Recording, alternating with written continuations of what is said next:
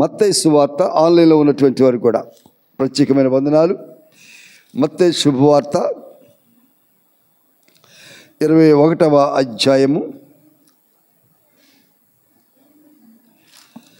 18-19 వచనాలు చదువుకుందాం. 21వ అధ్యాయం 18-19 వచనాలు చదువునా?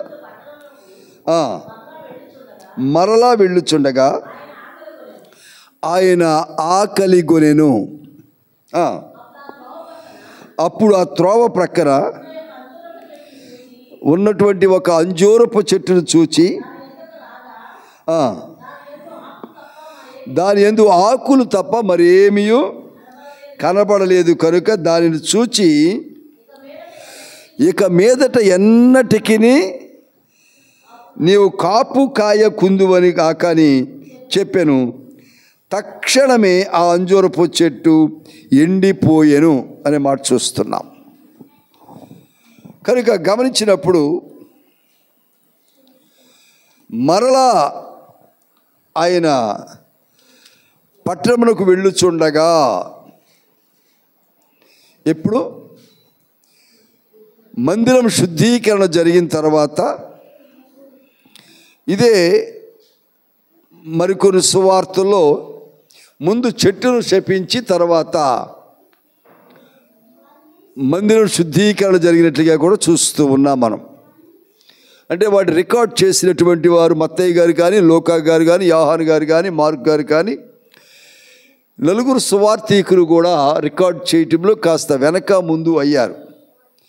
మెట్టుకు జరిగినటువంటి సందర్భాలు మాత్రం కరెక్ట్. ఎందుకంటే నలుగురు కలిసి వ్రాసిన గ్రంథాలు కాదు ఇవి, వేరువేరుగా ఎక్కడెక్కడో ఉండి వ్రాసినటువంటి దేవుడు ఆయన యేసు ప్రభు వారు ఉన్నటువంటి రోజుల్లో జరిగిన సందర్భాలని గ్రంథస్థం చేసినటువంటి పరిస్థితి అది.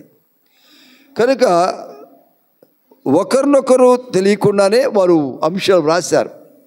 దాంట్లో కాస్త ముందుకి వెనకకు అయ్యి ఉంటాయి అంతే తప్ప మెట్టుకు దేవుని కార్యాలు జరగడాన్ని మనం చూస్తూ ఉన్నాం. ఆయన ఆకలి గొని అనే మాట చూస్తున్నాం ఇక్కడ మనం. ఆయన సిలువలో దప్పిగొన్నాడు, ఇక్కడ ఆకలి గొని అంజూరపు చెట్టు వైపు చూసినట్లుగా మనం చూస్తూ ఉన్నాం. ఈ అంజూరపు చెట్టును ఆయన శపించినట్లుగా కూడా మనం గమనిస్తూ ఉన్నాం. ఎందుకు అంటే ఆకులు తప్ప పండ్లు లేవు అని. ఇంకా శ్రద్ధగా ఆలకించే ఈ వాక్యం చూసినప్పుడు అది అంజూరపు పండ్ల కాలము కాదు అని కూడా చాలా స్పష్టంగా ఉంటుంది. అది అంజూరపు పండ్ల కాలము కాదు, సీజన్ కాదు అది. కనుక 4 సువార్తల్లోనూ దీని గురించి వ్రాయబడి ఉన్నది. అది అంజూరపు పండ్ల కాలము కాకపోయినను ప్రభు ఆకలి వేసి దాన్ని వెతికినట్లుగా, పండు కొరకు వెతికినట్లుగా మనం చూస్తూ ఉన్నాం. అంటే అది సీజన్ కాదు అన్న సంగతి ప్రభువు తెలుసు కదా. మామిడి పండ్లు సీజన్ అంతా అయిపోయిన తర్వాత అది వర్షాకాలంలో లేకపోతే ఆగస్ట్, అక్టోబర్, నవంబర్ నెలలో వెళ్ళి మామిడి చెట్టుని మామిడికాయలు వెతికితే ఎన్ని దొరుకుతాయి మనకి? అప్పుడు ఈ చెట్టు మంచిది కాదు, ఒక్క కాయ కూడా లేదు దీన్ని అని తిట్టుకోవటం భావ్యమేనా? కానీ ప్రభు సర్వసృష్టికర్త అయిన దేవుడు, ఆయనకు తెలుసు అది సీజన్ కాదు అని, అంజూరపు పండ్ల కాలము కాదు. అయినా సరే పనిగట్టుకొని త్రోవ ప్రక్కన ఉన్న చెట్టు దగ్గరికి వెళ్ళి అంటున్నాడు. ఆ చెట్టును వెతికారు ఆయన, ఆకులు తప్ప ఏమీ కనిపించలేదు అని చెప్పేసి. కనుక ఈ శుద్ధీకరణ రోజు తర్వాత ఈ హోలీ వీక్, ఈ పరిశుద్ధ వారములో ఆయన రెండవ కార్యంగా చేసిన పని ఏమిటంటే ఫలింపని ప్రతిదీ కూడా ఉండకూడదు, నిషిద్ధమైనటువంటి మందిరంలో ఉండకూడదు. నిన్న దినాలు మనం చూసాం, మందిరంలో ఉండకూడనివి ఏవి కూడా మందిరంలో ఉండకూడదు. అలానే ఫలింపనివి కూడా భూమి మీద ఉండకూడదు. ఆయన శపిస్తూ ఉన్నారు. ఇదిగో గొడ్డలి ఎక్కడుందంట? చెట్టు వేరున ఉన్నది. అది నరకబడి అగ్నికి ఆహుతి చేయబట్టుకే కదా, అగ్ని చేత కాల్చబట్టుకే కదా అంటున్నాడు. కనుక ఫలించనటువంటిది ఉండటానికి వీలు లేదు. మరొక సందర్భంలో కూడా జ్ఞాపకం చేసుకున్నప్పుడు ఆ సేవకుడు అన్నాడు, అయ్యా ఈ సంవత్సరం కూడా చూద్దామా, దీన్ని కాపు కాయలేదు కదా అని బ్రతిమిలాడుతూ ఉన్నాడు. అప్పుడే నరకటం ఎందుకయ్యా, యజమాని నరికే, ఈ నేల ఎందుకు వేస్ట్ అవ్వాలి, నరికే అంటుంటే ఆ పనివాడు అంటున్నాడు, ఈ సంవత్సరం కూడా చూద్దామయ్యా, పనిచేస్తుందేమో, ఏమైనా ఫలాలు ఇస్తుందేమో అని ప్రేమతో జాలితో చెట్టుని గురించి మాట్లాడుతూ ఉన్నాడు. కనుక ఎన్లైటన్మెంట్, ఈ అంజూరపు చెట్టు గురించి ఈరోజు మనం నేర్చుకోవాల్సింది ఏమిటంటే ఎన్లైటన్మెంట్ లేదంటే జ్ఞానోదయము. విషయం అర్థం చేసుకోగలటం, లేకపోతే దాని జ్ఞానోదయము అని కూడా అంటారు. అంటే విషయ అవగాహన. పండ్ల కాలము కాకపోయినా దేవుడంతటి వాడు ఆకలి వేసి ఆ చెట్టు దగ్గరికి వెళ్ళటం ఏంటి, పండు కొరకు వెతకడం ఏంటి, పండు లేకపోవడం ఏమిటి? పండు లేకపోవడం సహజమే కదా, సీజన్ కాదు అది. మరి శపించడం ఏంటి అంటే ఈ మూలపాఠంలో మనకు అర్థం కావాల్సింది అంతర్లీనంగా చాలా విషయాలు ఉన్నాయి.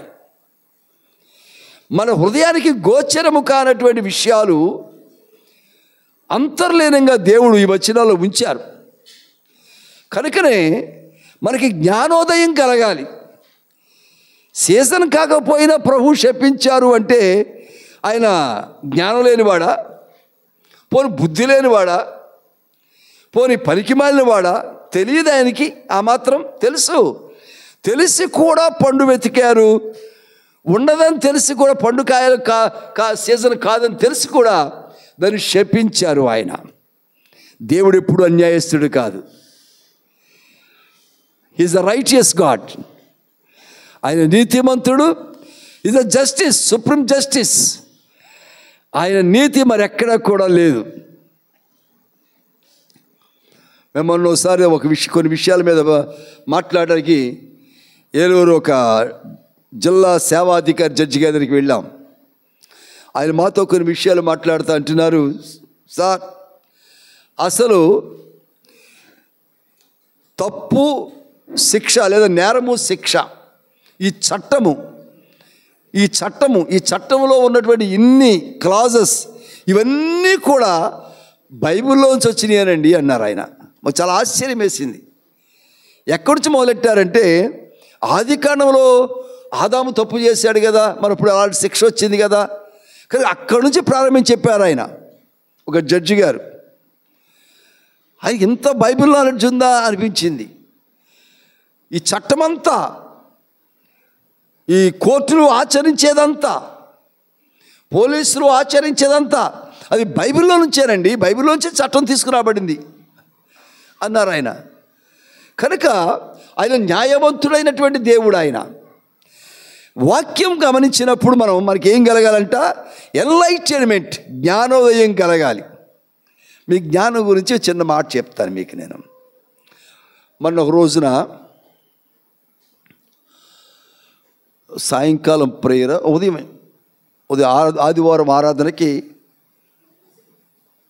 కాదు, సెకండ్ సాటర్డే అనుకుంటా, ఒక ఉపవాస ప్రార్థన రోజున ఉదయం టైం అయిపోయింది. అక్కడికి వెళ్ళొచ్చిన హడావుడిగా రెడీ అవుతూ ఉన్నాను. నేను రెడీ అవుతూ ఉంటే షేవింగ్ చేసుకుందాం కదని చెప్పేసి రేజర్లో బ్లేడ్ పెట్టి షేవింగ్ చేసుకుని దాన్ని మళ్ళీ చేసేసి హడావుడిగా స్నానం చేసి వచ్చే టైం అయిపోయింది అన్నట్టుగా హడావుడిగా చేస్తూ ఉన్నాను.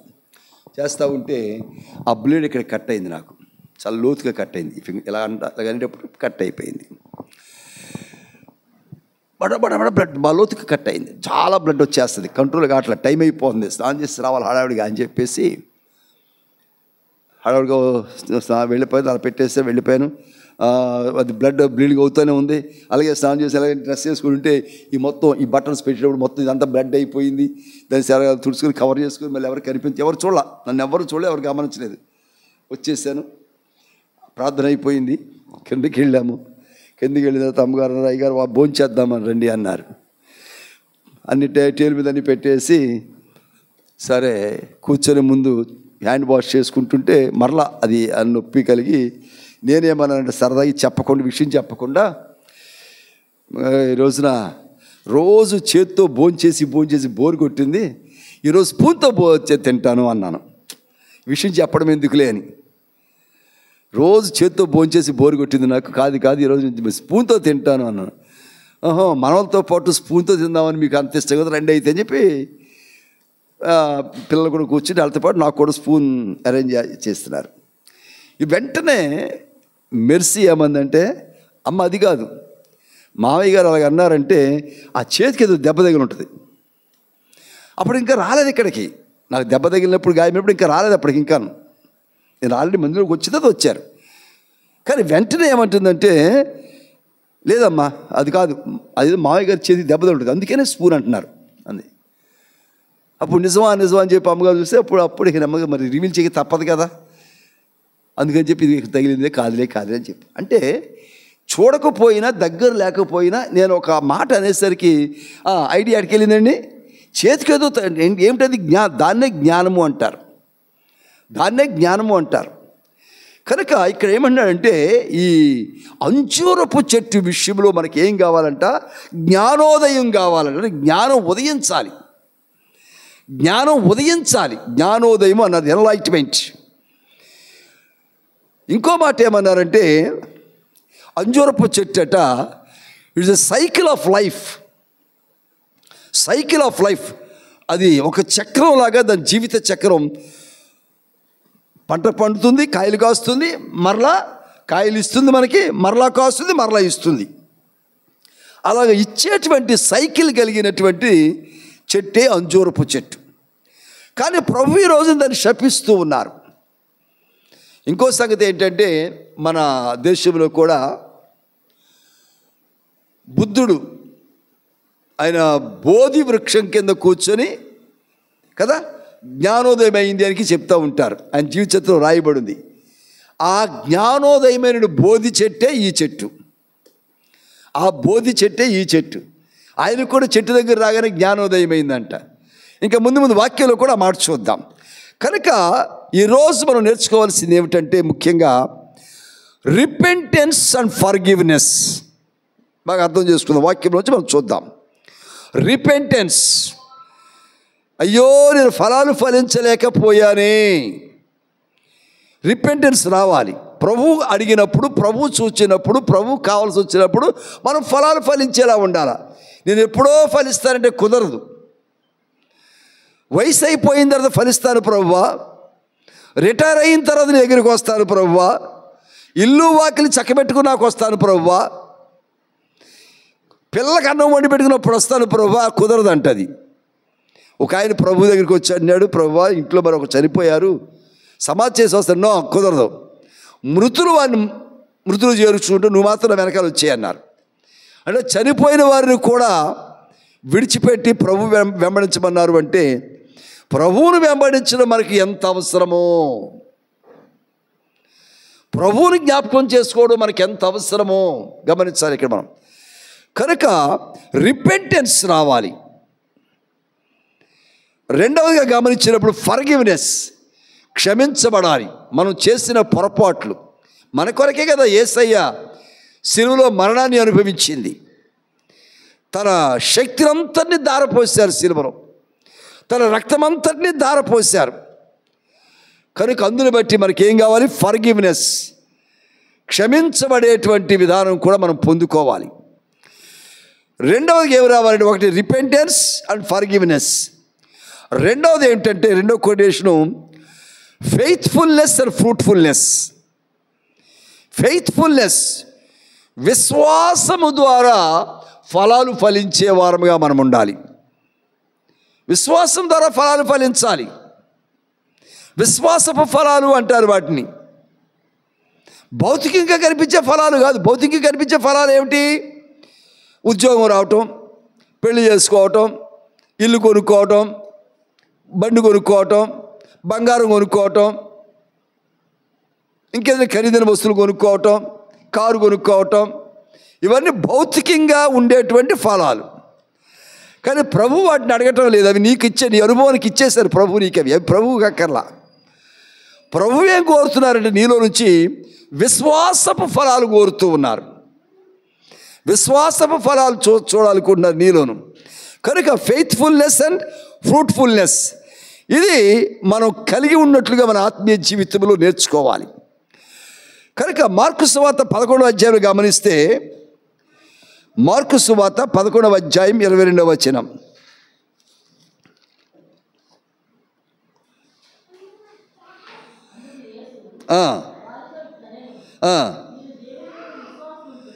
మీరు దేవుని యందు విశ్వాసం ఉంచుడి, ఎవడైనా కొండను చూచి ఎత్తబడి సముద్రములో పడవేయబడినని చెప్పి తన మనసులో సందేహింపగా తాను జరిగిన నమ్మిన ఎడల వారు చెప్పినది జరుగునని మీతో నిశ్చయముగా చెప్పుచూ ఉన్నాను. అందుచేత ప్రార్థన చేయనప్పుడు మీరు అడుగుచున్న వాటినెల్లను పొంది ఉన్నామని నమ్ముడి, అప్పుడు అవి మీకు కలుగునని మీతో చెప్పుచూ ఉన్నాను. దేవునికి స్తోత్రం, హల్లెలూయా.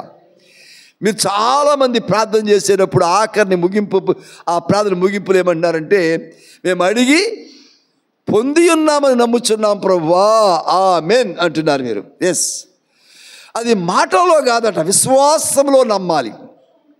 నేను ఏదైతే అడిగానో దాన్ని పొందుకుంటున్నాను అని విశ్వాసంలో చూపించగలగాలి. అందుకే అన్నాడు, మీరు దేవుని యందు విశ్వాసం ఉంచుడి. ఏ ఫలాలు ఫలించాలి? విశ్వాసపు ఫలాలు ఫలించాలి. మనం ఫిజికల్ ఫ్రూట్స్ కాదు, ఫిజికల్ ఫ్రూట్స్ మనకవి ప్రభు ఇస్తున్నారు. అవి ఆ ఫలాలు ఫలిస్తున్నాం. ప్రభు చూచినటువంటిది ఆ అంజూరపు చెట్టు మీద కంటికి కనిపించేటువంటి మానవ విధానానికి అవసరమైనటువంటి ఆ ఫలాలు కాదు. ఆయన చూచింది ఏమిటయ్యి అంటే విశ్వాసపు ఫలాలు చూచాడు ఆ చెట్టుని. అవి కనిపించలేదు. మామూలు ఫలాలు ఫలించే సీజన్ కాదది. కానీ ఏ ఫలాలు ఉండాలి అక్కడ? విశ్వాసపు ఫలాలు. ప్రభువు మీద ఆనుకున్న విధానం, ప్రభువును నమ్మిన విధానం, అడిగినవన్నీ పొంది ఉన్నామని నమ్ముచున్నాము. అంతటి విశ్వాసం మనం కలిగి ఉన్నప్పుడు ఆ దేవుని యొక్క, ఎందుకంటే యోహాను సువార్త 6వ అధ్యాయం 35వ వచనం అంటాడు ఆయన. యోహాను సువార్త 6వ అధ్యాయం 35వ వచనంలో,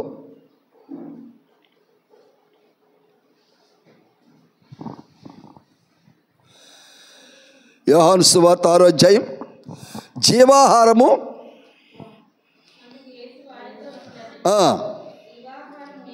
చాలన్నా, గాడ్ బ్లెస్ యూ. ఏంటంట? జీవాహారము నేనే అంటున్నాడు ఆయన. మరి ఆయన జీవాహారం అయినప్పుడు ఆయనకి ఆకలి ఏంటి? 5 రొట్టెలు 2 చిన్న చేపలతో కొన్ని వేల మంది ఆకలి తీర్చారు కదా ఆయన. కానా పెండ్లి విందులో ద్రాక్షారసం అయిపోతే శ్రేష్టమైన ద్రాక్షారసాన్ని అనుగ్రహించారు కదా. ఇంత శ్రేష్టమైన ఆహారమును ఇవ్వగలిగినటువంటి వాడు అసలు ఆ జీవాహారమునే నేనే అంటున్నాడు ఆయన. అటువంటి వానికి ఆకలి వేసింది అంటే అర్థం ఏంటంటే, నేను దప్పికొని ఉన్నాను అంటే నేను ఇచ్చు నీళ్లు త్రాగువాడు ఎన్నటికీ దప్పికోడని చెప్పి సమరయ స్త్రీతో మాట్లాడుతున్నారు కదా. మరి నిజంగా ఏ దాహం వేసింది ఆయనకి? ఆత్మీయమైనటువంటి దాహము. ఏ ఆకలి వేసింది? ఆత్మీయ ఫలాల కొరకు ఆకలి వేసింది ఆయనకి. అంటే ఇన్ని సంవత్సరాలుగా నిన్ను పెంచి, ఇన్ని సంవత్సరాలుగా వాక్యములో నిన్ను ఉంచి, ఇన్ని సంవత్సరాలుగా సంఘములో, మందిరములో ఒక సేవకుని దగ్గర నిన్ను ఉంచి, ఇన్ని సంవత్సరాలుగా నిన్ను ప్రేమించి, నిన్ను పోషిస్తూ, నీకేది కావాలంటే అది అనుగ్రహిస్తూ ఉన్న దేవుడు నీలో ఆయన కోరుకున్నప్పుడు ఒక్క విశ్వాసపు ఫలాలైనా చూడకూడదు ఆయన? ఒక్క ఆత్మీయ ఫలాలైనా కోరుకోకూడదు ఆయన? కనుక జీవాహారము నేనే అని చెప్పిన దేవుడు ఆయనకి ఏం ఆకలి వేసింది అయ్యి అంటే జీవమునకు సంబంధించిన ఆకలే వేసింది ఆయనకి. Not physical hungry, it is spiritual hungry. ఎప్పుడైతే యాంగ్రీ వచ్చిందో తీరలేదు, యాంగ్రీ అయిపోయాడు ఆయన. యాంగ్రీ వచ్చింది, కోపం వచ్చేసింది ఆయనకి. అందుకు శపించబడింది ఆ చెట్టు. గమనించాలి, విశ్వాసి నిత్యము కూడా విశ్వాసి ఫలాలు ఫలిస్తూ ఉండాలి. విశ్వాసి అవిశ్వాసిగా ఎంత మాత్రము ఉండకూడదు. అవిశ్వాసపు ఆలోచనలతో ఉండకూడదు విశ్వాసి. అందుకే ఫెయిత్ఫుల్నెస్ అండ్ ఫ్రూట్ఫుల్నెస్ కాంబినేషన్, అది కాంబినేషన్. నువ్వు విశ్వాసిగా ఉంటే విశ్వాస ఫలాలు ఫలిస్తూ ఉంటావు. కేవలం ప్రమోషన్ కోసమేనా? కేవలం ఇంక్రిమెంట్ కోసమేనా? కేవలం ట్రాన్స్ఫర్ కోసమేనా? కేవలం పరీక్ష పాస్ అవడం కోసమేనా? Those are all physical, not spiritual. కనుక దేవుడు ఆత్మీయమైన ఫలాల కొరకు చూస్తున్నాడు నీలోను. ఆయన నిత్యము నిన్ను వెతుకుతున్నాడు ఆత్మీయ ఫలాల కొరకు. నువ్వు మారుమనసు పొంది అనుకున్నావు, పాపక్షమాపణ పొంది అనుకున్నావు, ప్రభువు బలలో చేయి పెడుతున్నావు. కొన్ని సంవత్సరాలుగా ఈ తంతు జరుగుతూ ఉంది. మరి నీలో ఒక్క ఆత్మీయ ఫలము కూడా ఆయన కనుగొనలేకపోతే ఏమిటి ప్రయోజనము? ఏమిటి ప్రయోజనము? కనుక ఆయన ఏం కోరుతున్నాడు అయ్యా నీ దగ్గర అంటే, విశ్వాసముతో కూడుకున్నటువంటి ఆత్మీయమైన ఫలములు ఫలించినట్లుగా ప్రభువు నిన్ను కోరుకుంటూ ఉన్నారు. ఒక మాట మీకు జ్ఞాపకం చేస్తున్నాను. ఆదికాండం 3:7 కూడా అంజూరపు చెట్టు ఒక పొరపాటు చేసింది. ఆదికాండం 3:7.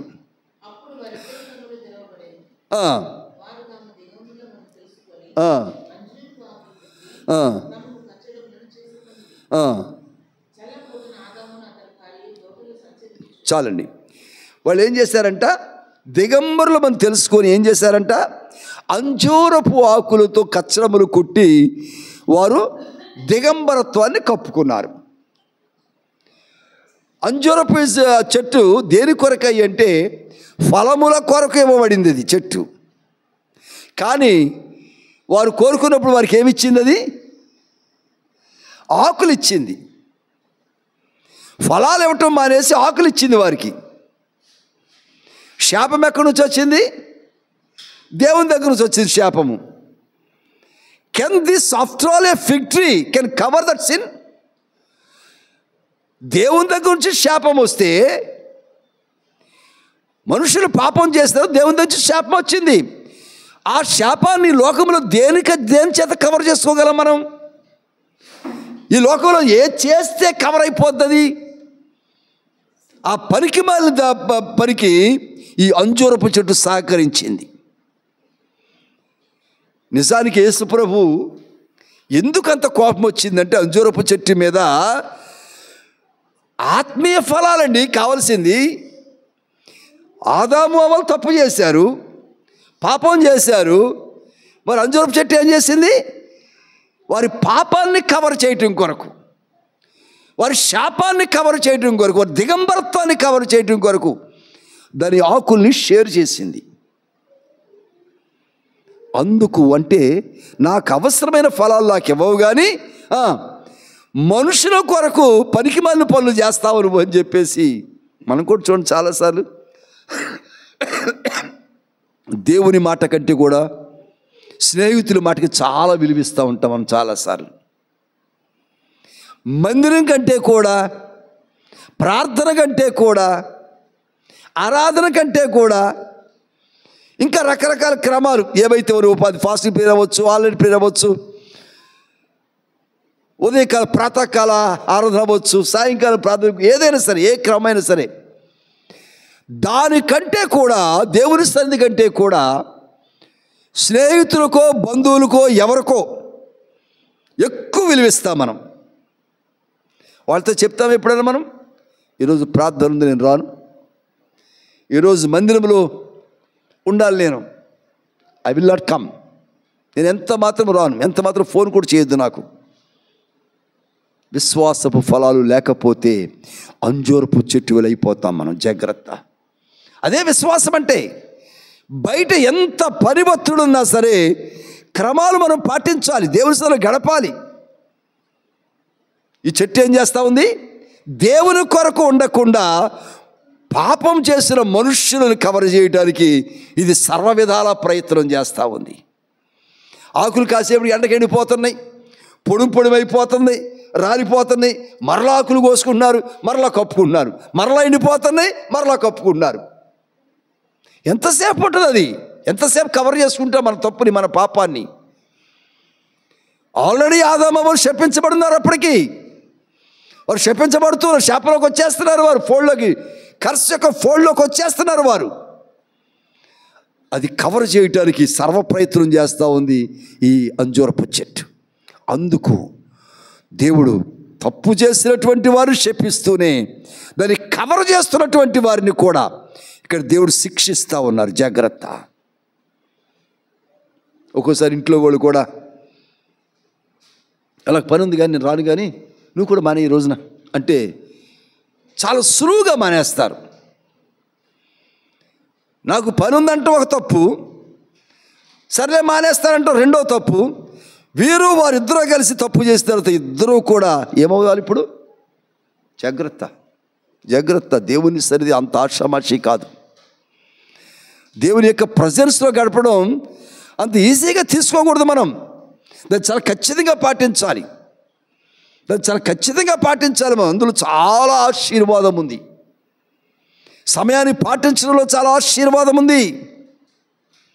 క్రమాన్ని పాటించడంలో చాలా ఆశీర్వాదం ఉంది. ఏ క్రమము ఊరికే పెట్టబడింది కాదు. ఎందుకు ప్రభు దేవాలయానికే వెళ్ళారు? ఆయన యేసు ప్రభు సైతము దేవాలయానికి వెళ్ళారు కదా, చిన్న వయసులోనే, బాలుడుగా ఉండగానే. అక్కడ గ్రంథాలు తిరగవేశారు కదా, గ్రంథాలు మాట్లాడారు కదా, గ్రంథాలు వచ్చి విమర్శలకు జవాబిచ్చారు కదా, అపవాదితో కూడా పోరాడుతున్నాడు కదా దేవుడు. రొట్టె వల్ల మాత్రము కాదు కానీ దేవుని నోట నుండి వచ్చి ప్రతి మాట వల్ల నోడు బ్రతుకుతాడని చెప్పేసి డిక్లేర్ చేశాడు అక్కడ. అటువంటి జీవాహారం ఆయన అయి ఉంటే ఈ రోజున ఆకలి వేసి అంజూరపు చెట్టు వైపు చూస్తే పండు లేదని చెప్పేసి దాన్ని శపించారు అంటే ప్రభు ఎవరిది లోపము?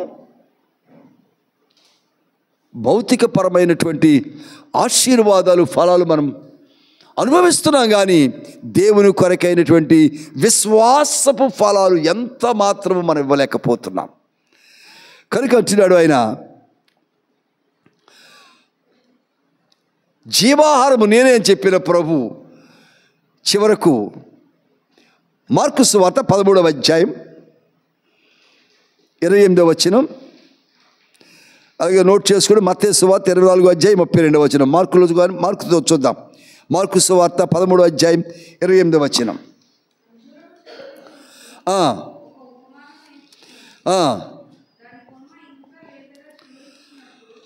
దాని కొమ్మ ఇంకను లేతదై చిగురించినప్పుడు వసంతకాలము సమీపముగా ఉన్నదని మీకు తెలియను. దేవునికి స్తోత్రం, హల్లెలూయా.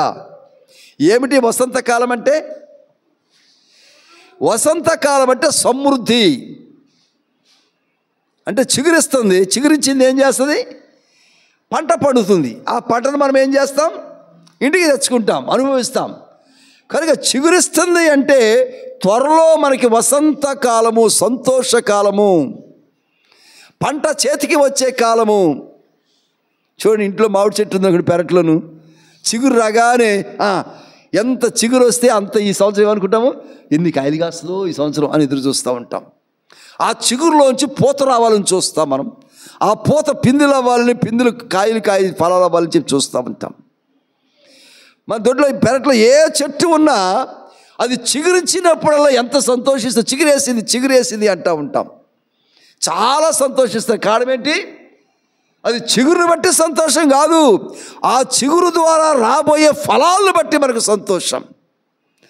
కనుక అంటున్నాడు, దాని కొమ్మ ఇంకనూ లేతదై, ఇంకనూ ఎదగవలసి ఉండింది. అది చిగురులోనే ఉండగా కూడా మనం ఏం ఆశపడుతున్నామంట? వసంతకాలము వచ్చుచున్నదని చెప్పి సంతోషిస్తున్నామంట. అది ఎలా జరుగుతుందో చూద్దాం ఇప్పుడు మనం. ఇప్పుడు అంజూరపు చెట్టు ఏమో శపించబడింది, ఎందుకయ్యా అంటే ఆదాముల్ని అవల్ని కవర్ చేయడం ప్రారంభించింది. దేవునికేమో ఫలాలు ఇవ్వటం మానివేసి మనుషులను తృప్తిపరచడానికి, పాపులను తృప్తిపరచడానికి, శాపగ్రస్తులను కవర్ చేయటానికి ఈ తాపత్రయపడుతూ ఉంది. కానీ ప్రభు శిలువలో మరణించడం ద్వారా, ఆయన తన ప్రాణాన్ని మన కొరకు పెట్టడం ద్వారా ఆ అంజూరపు చెట్టు తిరిగి ఎలాగున ప్రయోజనకరం అవ్వాలి, ఆ అంజూరపు చెట్టు తిరిగి ఎలా ఫలించాలి, అది ఎలా ఆత్మీయ ఫలాలు, విశ్వాస ఫలాలు ఎలా ఫలించాలి అది యోహాను సువార్త మొదటి అధ్యాయం 48వ వచనం చూద్దాం.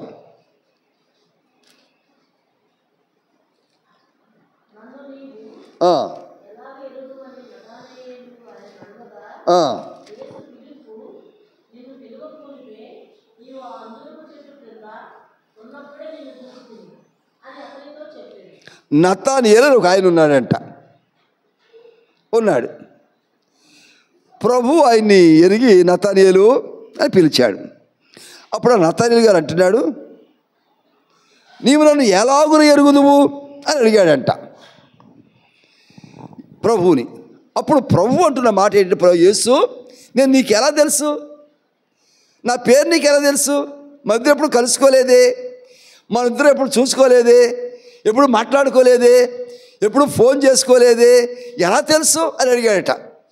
అందుకు యేసు ఏమన్నారంటే చూడండి, ఇప్పుడు ఫిలిప్పు నిన్ను పిలవక మునిపే నీవు ఆ అంజూరపు చెట్టు క్రింద ఉన్నప్పుడే నిన్ను చూచి తిని. దేవుని స్తోత్రం చేద్దాం, హల్లెలూయా. ఎక్కడున్నప్పుడు చూశాడంట? అంజూరపు చెట్టు క్రింద ఉన్నప్పుడు చూశాడు. ఎందుకు అంజూరపు చెట్టుకి ఎందుకు వచ్చాడు?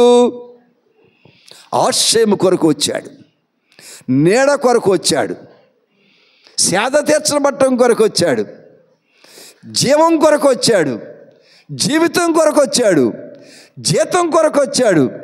అక్కడ ఉంటే దప్పిక తెచ్చుకోవచ్చు, అక్కడ ఉంటే ఆకలి తెచ్చుకోవచ్చు. అంజూరపు చెట్టుని ఏమనుకున్నాము? It's a cycle of life అనుకున్నాము. కనుక అక్కడ జీవం ఉంటుంది, ఆ ఫలాలు శక్తితో కూడుకున్న ఆరోగ్యాన్ని ఇస్తాయి, సొమ్మసిల్లిపోతున్న వారిని బలపరుస్తాయి, కుంటివారు నడుస్తారు. ఈ సంగతి తెలుసా మీకు? అంజూరపు గుజ్జు తీసుకొని కాళ్ళ నొప్పులకి విరిగిపోయినప్పుడు, గడ్డలకు వచ్చినప్పుడు, దెబ్బలు తగిలినప్పుడు అంజూరపు గుజ్జును అక్కడ కట్టేస్తే ఆ గాయాలు తగ్గిపోతాయి, నొప్పులు తీరిపోతాయి, బాధలు తీరిపోతాయి. తెలిసి ఇప్పుడు అన్నారు ఈ మాట. ఎస్, అంజూరపు చెట్టుకి అంత శక్తి ఉంది, దాని ఆకులకు కూడా అంత శక్తి. అందుకనే ఆదామవ్వలు అంజూరపు ఆకులే సెలెక్ట్ చేసుకున్నారు. అంత పెద్ద అడవిలో అంజూరపు ఆకులే సెలెక్ట్ చేసుకునే కారణం ఏంటంటే అంజూరపు ఆకులకు కూడా ఎస్ శక్తి ఉన్నది, దిగంబరత్వాన్ని కాపాడే శక్తి. అనేక రీతులుగా నలిగిపోతున్న మనము, జీవితంలో ఓడిపోయిన మనము, కన్నీరు గారుస్తున్న మనము, మన కన్నీరు ఇతరులకు కనిపించకుండా, మన బాధ ఇతరులకు తెలియకుండా, ఇతరుల వలె మనము కూడా సంతోషంగా కనిపించడానికి అవసరమైన కవరేజ్ ఈ ఆకుల ద్వారా కలుగుతుంది. ఓదార్పు కలుగుతుంది, నెమ్మది కలుగుతుంది, సాధించబడతాం. ఆ ఫలాలు తింటే దాని బెరడు, అంజూరపు చెట్టు బెరడు కూడా is medicated from top to bottom. చెట్టు యావత్తు కూడా మెడికేటెడ్ అది. అందుకనే ఆ అంజూరపు పండుని ఏమంటారంటే హెవెన్లీ ఫ్రూట్ అంటారు. అంజూరపు పండుని ఏమంటారంటే హెవెన్లీ ఫ్రూట్, హెవెన్లీ ట్రీ. అందుకే it's a cycle of life అనే పేరు దానికి రాబడింది. కనుక అటువంటి అంజూరపు చెట్టు క్రిందకు నతనయేలు గారు వచ్చాడు. దేవునికి స్తోత్రం చేద్దాం, హల్లెలూయా. నతనయేల్ అంటే ఆ మాటకు అర్థం ఏంటంటే gift of God. Gift of God అంటే ఏం చెప్పండి ఒకసారి? దేవుడిచ్చేదా, దేవుడు తీసుకునేదా? గిఫ్ట్ ఆఫ్ గాడ్, దేవుడిచ్చేదా, దేవుడు తీసుకునేదా? ఇచ్చేది కదా. ఎస్, నతనయేల్, నాతాను ప్రవక్త. నాతాను ప్రవక్త బైబిల్లో ఉన్నాడు కదా. నాతాను అంటే ఇవ్వబడుట, ఏల్ అంటే దేవుడు, అంటే దేవుని దగ్గర నుంచి ఇవ్వబడుట, అది నతనయేల్ అంటే అర్థం. నతనయేల్ అంటే దేవుని దగ్గర నుంచి ఇవ్వబడేది. So gift from God. కనుక ప్రభువు చెప్తా ఉన్నారు, నతానియేల్, నువ్వు నాకు తెలియదు అనుకున్నావా?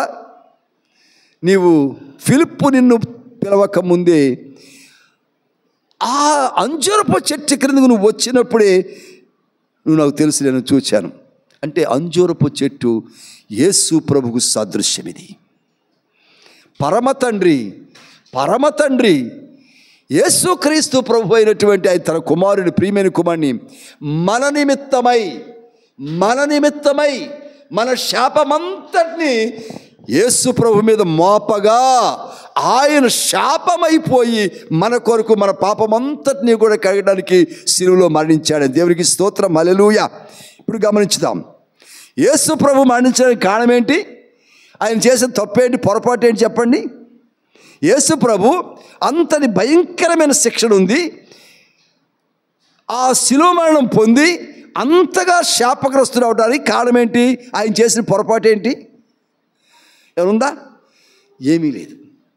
కానీ మన నిమిత్తమై శాపాన్ని మోశారు. అదేవిధంగా అంజూరపు చెట్టు పొరపాటు అక్కడ లేదు. కానీ యేసు ప్రభువు సాదృశ్యంగా ఆ ఫలము ఫలించకపోవడాన్ని బట్టి అది శపించబడింది. యేసు ప్రభు కూడా శాపం మీద తెచ్చుకున్నారు. అలానే అంజూరపు చెట్టు కూడా శాపం తన మీద మోపబడింది. ఇప్పుడు ఆ చెట్టు క్రిందకి ఎవరు వస్తారో వారు రక్షించబడతా ఉన్నారు. నతానియేలు వలె చెప్పకూడదు ఒకసారి. దేవునికి మహిమ కలుగును గాక.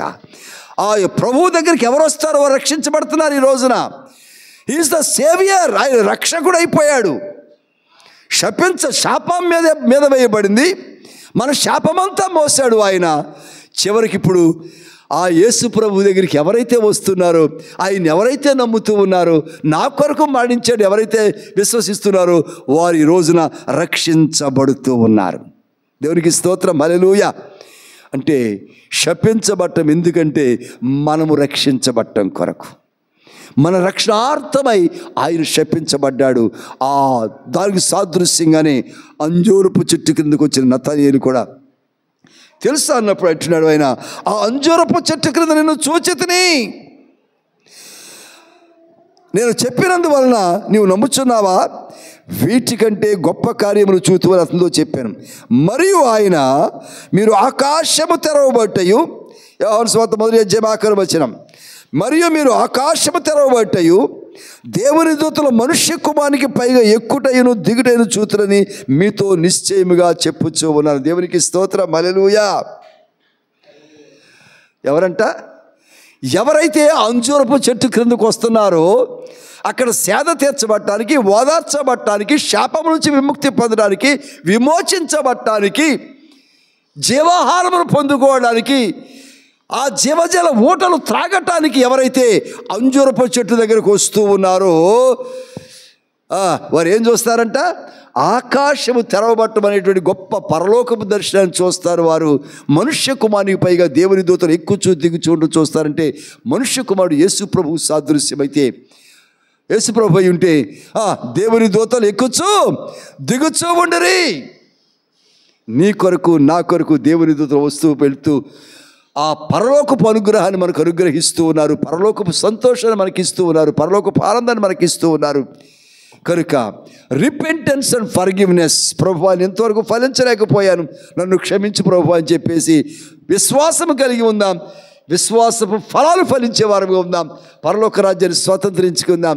అట్టి కృప, అట్టి సామర్థ్యము, అట్టి దేవుని యొక్క ప్రేమ మనకు ఈ వాక్యం ద్వారా కలుగును గాక.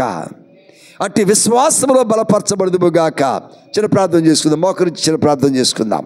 గ్లోరీ, హల్లెలూయా, హల్లెలూయా. స్తోత్రం. అంజూరపు చెట్టు అది పండ్ల కాలము కాకపోయినా శపించబడింది.